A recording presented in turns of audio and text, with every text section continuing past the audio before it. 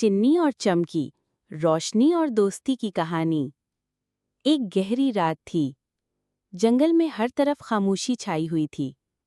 ठंडी हवा चल रही थी और सब जानवर अपने अपने घरों में सुकून से सो रहे थे। मगर एक छोटी सी बिल के पास एक प्यारा सा खरगोश, जिसका नाम चिन्नी था, उदासी से बैठा था।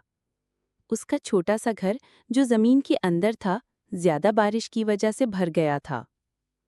पानी हर तरफ था और अब चिन्नी के पास ना कोई छत थी, ना कोई जगह जहां वो रात गुजार सकता।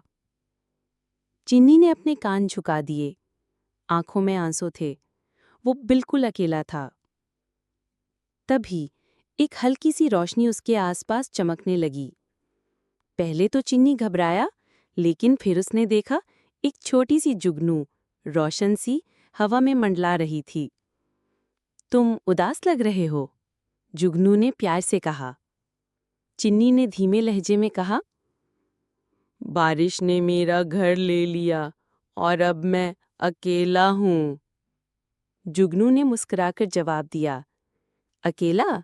अब नहीं, मैं हूं ना। उस जुगनू का नाम था चमकी। वो जंगल की सबसे छोटी लेकिन सबसे चमकती हुई जुगनू थी।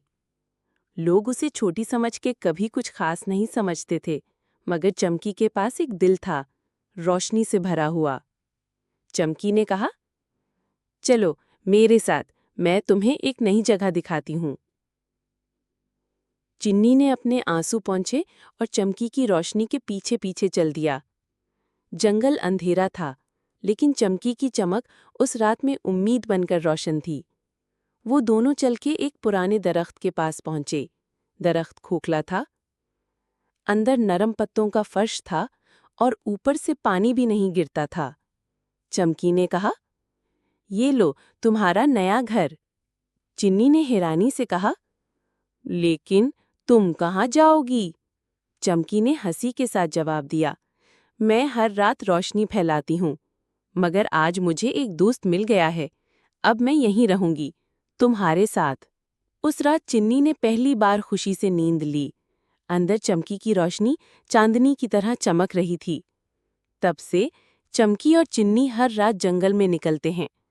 चमकी रास्ता रोशन करती है और चिन्नी नए दोस्तों तक दोस्ती लेकर जाता है।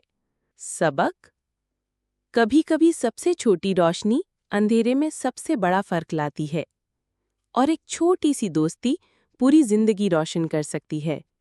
आपको ये कहानी कैसी लगी, कमेंट में लाजमी बताएं और वीडियो को लाइक और चैनल को सब्सक्राइब करना ना भूलें, ताकि हमारी आने वाली हर नई वीडियो आप तक पहुंच सके।